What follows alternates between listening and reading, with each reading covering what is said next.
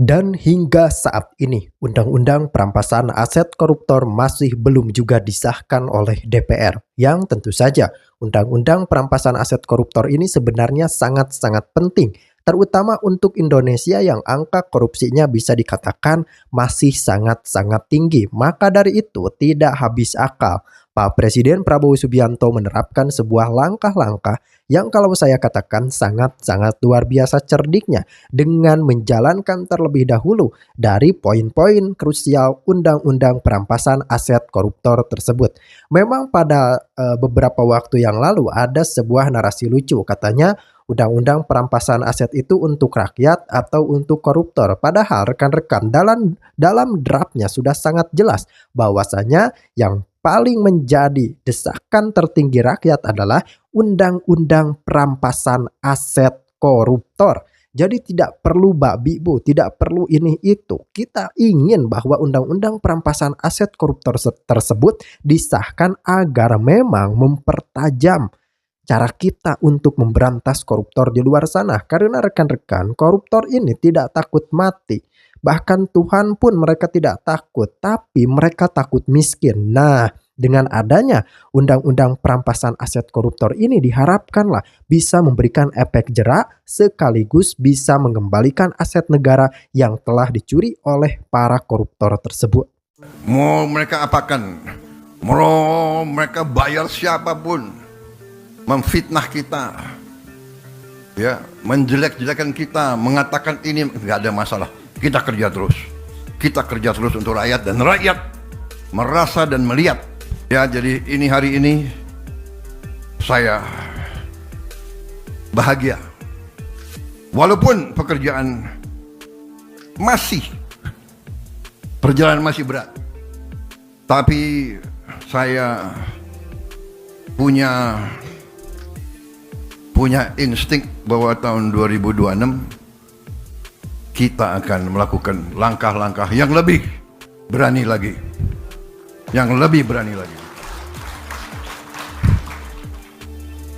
Kita sekarang sudah istilahnya kepalang tanggung, ya. Benar nggak? Mau mereka apakan, mau mereka bayar siapapun, memfitnah kita, ya, menjelek-jelekan kita, mengatakan ini, nggak ada masalah. Kita kerja terus. Kita kerja terus untuk rakyat dan rakyat merasa dan melihat apa yang kita kerjakan.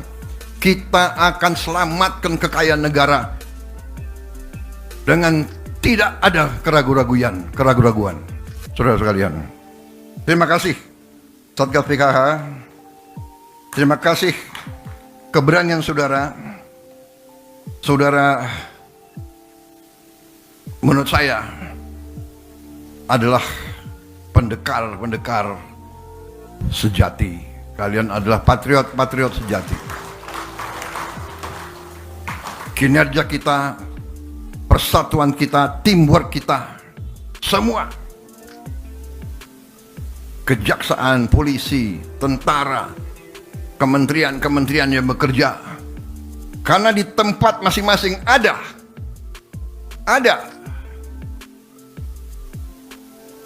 yang baik dan ada juga yang tidak baik di setiap jajaran kita. Kita mengakui ribuan tahun, puluhan sejarah peradaban manusia mengajarkan pasti ada yang pihak menegakkan kebenaran dan pihak yang berada di jalan yang jahat. Mereka yang zolim, mereka yang batil, mereka yang lurus. Kurawa, Pandawa. Silakan. Evil and the good against evil. Kita tahu, kita di tiap organisasi kita paham. Karena sudah lama Republik kita mau dirusak. Setiap lembaga, setiap organisasi dirusak oleh koruptor, nyogok pejabat di setiap eselon, Saudara-saudara sekalian, ini harus kita lawan, dan ini akan kita lawan, dan ini sedang kita lawan. Dan saudara-saudara adalah ujung tombak. Sekali lagi, dari hati saya paling dalam, terima kasih atas nama rakyat, dan hormat saya kepada saudara-saudara sekalian. Saya hormat sama kalian semua. Marilah kita teruskan, jangan gentar, jangan surut semangat kita. Kita berada di jalan yang benar. Kita berada di jalan yang mulia. Kita membela kebenaran, keadilan. Kita membela kepentingan jutaan rakyat Indonesia. Apapun anasir-anasir, antek-antek asing, dan mereka-mereka yang selalu tidak mau lihat Indonesia kuat. Aduh. Jangan dorong ya. Jangan dorong ya. Udah belum? Pak Jokowi, untuk terkait yang UU perampasan aset, kemarin kan pemerintah sudah mulai memutuskan untuk dibahas kembali, Pak. Pendapatnya gimana, Pak? Saya mendukung penuh dibahasnya kembali rancangan undang-undang perampasan aset, karena ini penting sekali dalam rangka pemberantasan korupsi, sangat penting. Dan itu sudah, seingat saya sudah 3 kali kami mendorong agar RUU perampasan aset ini pada saat itu segera dibahas di DPR, dan di tahun 2023 bulan Juni kita juga mengirimkan surat ke DPR untuk segera RUU perampasan aset itu dibahas di DPR. Tapi memang fraksi-fraksi di sana belum menindaklanjutinya saat itu. Kendalanya apa, Pak, waktu itu, Pak? Keterangannya seperti apa? Kendala kenapa tidak dibahas saat itu apa, Pak? Ya, fraksi-fraksi mungkin belum ada kesepakatan, dan kesepakatan itu memang biasanya kan atas perintah ketua-ketua partai. Berarti kalau untuk menanggapi yang kali ini, berarti Pak Jokowi mengapresiasi sekali nih kalau untuk langkah sekarang. Iya, saya kira sangat bagus kalau RUU perampasan aset segera dibahas. Dan itu juga menjawab keinginan publik, keinginan luas publik untuk segera diselesaikan RUU perampasan aset. Urgensinya apa sih, Pak, untuk UU perampasan aset ini disahkan? Pemberantasan korupsi itu kalau nanti selesai kan, yang korupsi itu bisa hartanya dirampas. Siap. 3 kali tadi itu tahun berapa saja, Pak? Lupa, terakhir Juni 2023. Kalau Bu Mulyani itu kan sempat 2 periode jadi menterinya Pak Jokowi nih. Sekarang diganti. Optimisme Pak Jokowi dengan penggantinya seperti apa, Pak Purbaya? Bagus, Pak. Saya kenal baik dengan Pak Purbaya. Sangat bagus, dan mazhabnya memang berbeda dengan Bu Sri Mulyani. Mazhab ekonominya beda dengan Bu Sri Mulyani. Jadi kalau kita melihat dari respon pasar, respon masyarakat, saya kira kita lihat indeks harga saham gabungan juga kembali rebound, kembali naik. Kemudian dolar terhadap rupiah juga melemah, rupiah menguasai. Artinya pasar bisa menerima itu. Berarti nanti nggak berpengaruh ke iklim investasi di Indonesia, Pak? Ya tentu saja. Kalau pasar menerima, artinya investor, aliran uang akan kembali masuk ke negara kita.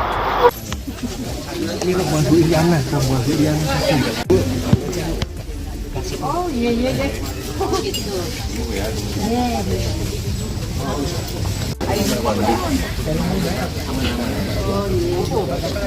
Emang halus saya pakai pembatuk. Rame-rame.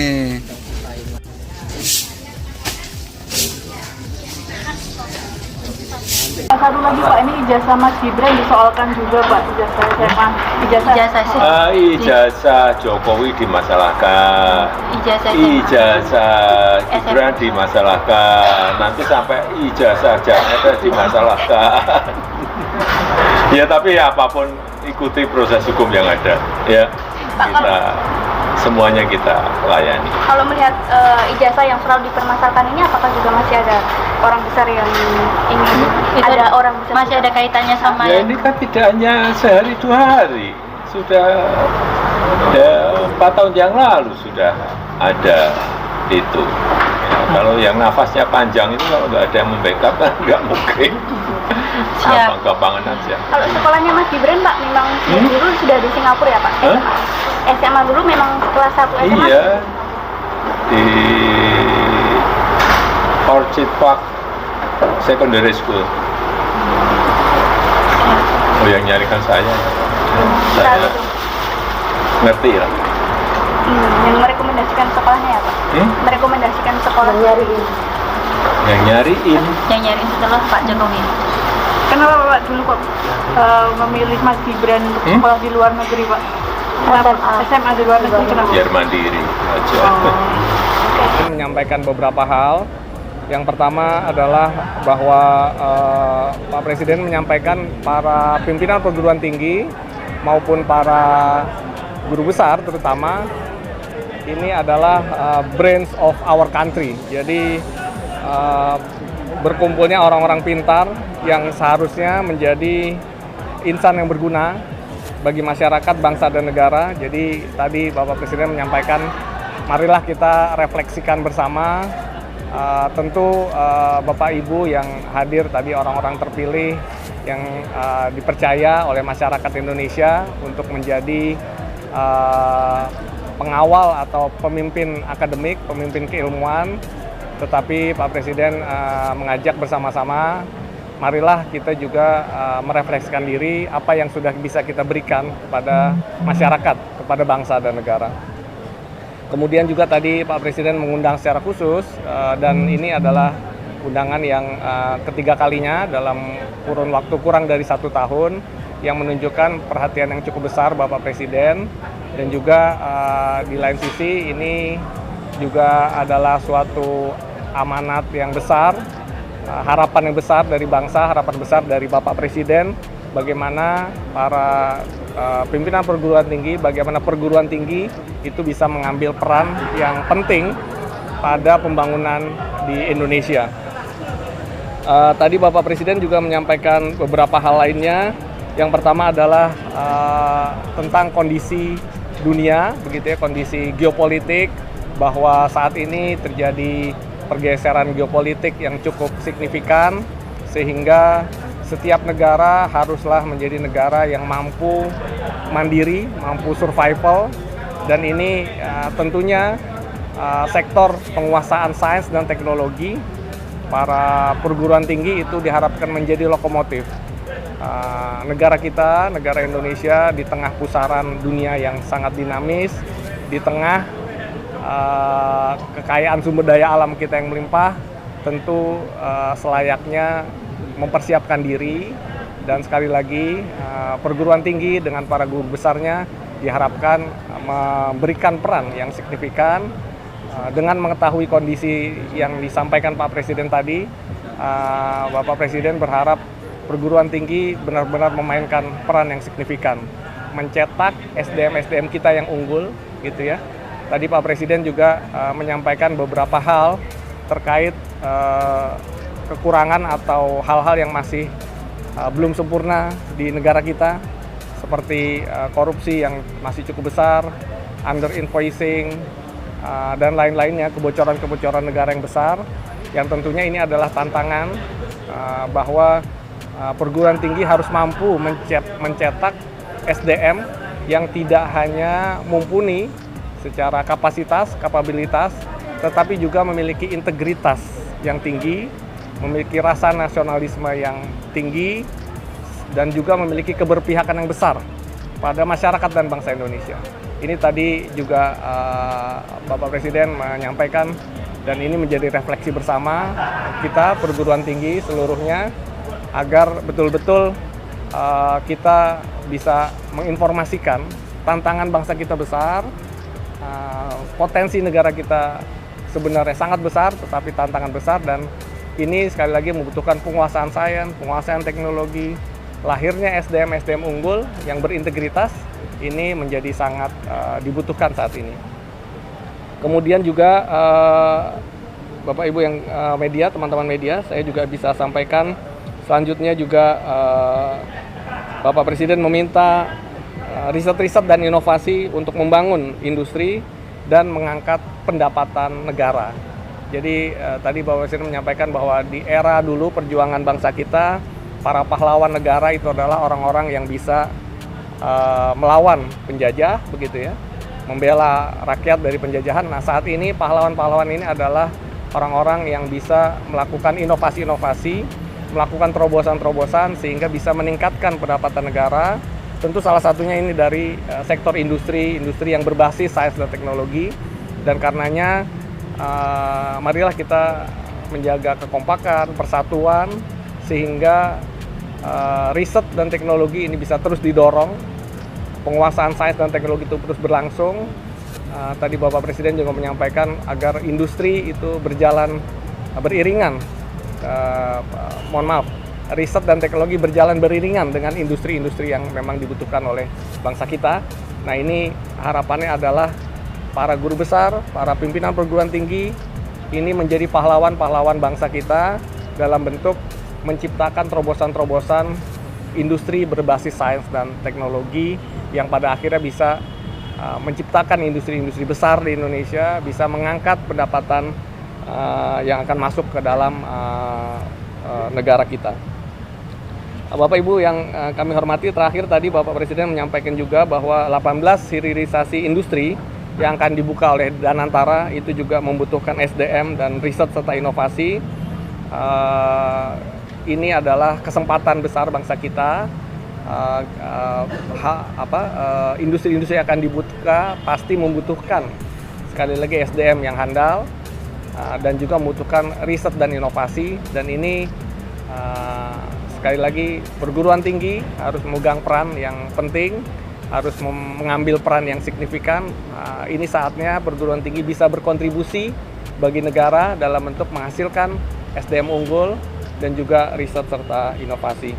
Jadi Pak Presiden tadi menutup dengan bahwa pimpinan perguruan tinggi, para guru besar ini adalah orang-orang elit yang ada di bangsa kita. Karena menguasai sains dan teknologi, tidak banyak kesempatan yang bisa diterima oleh masyarakat Indonesia untuk menjadi kelompok yang menguasai sains di top seperti para guru besar. Karenanya manfaatkanlah kesempatan ini, amanah ini, bahwa kita semua, para pimpinan guru besar serta para pimpinan perguruan tinggi serta guru besar adalah orang-orang yang ditunggu perannya oleh rakyat, ditunggu perannya oleh seluruh masyarakat dan bangsa kita.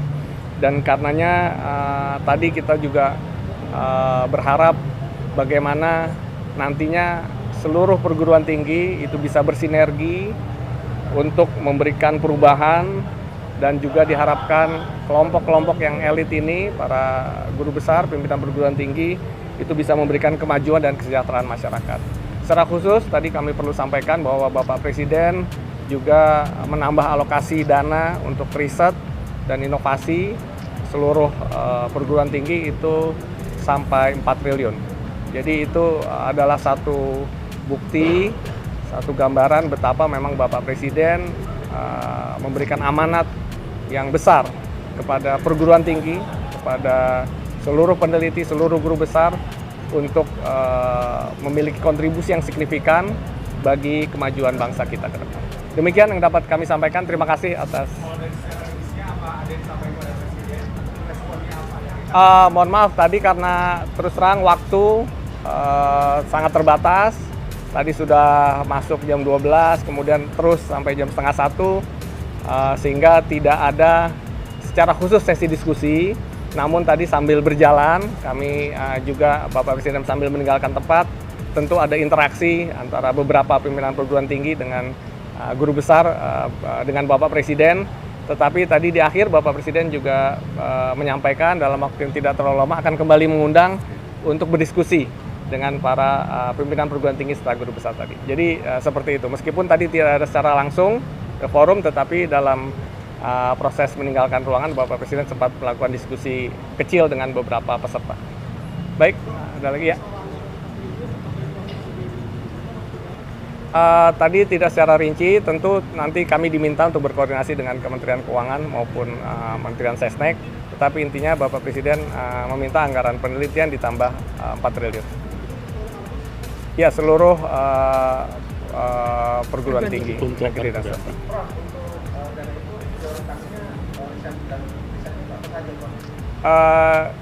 Tadi sesuai arahan bahwa kita akan membangun cukup banyak industri yang akan dilokomotifi oleh Danantara, mulai dari industri waste to energy, kemudian hilirisasi mineral, hilirisasi pangan dan sebagainya. Tadi ada 18 proyek strategis. Nah, itu diharapkan perguruan tinggi membackup dengan riset-riset yang kuat, sehingga kemandirian kita terhadap hilirisasi industri itu menjadi cukup tinggi. Mungkin seperti itu, Bapak Ibu, terima kasih semuanya atas perhatiannya.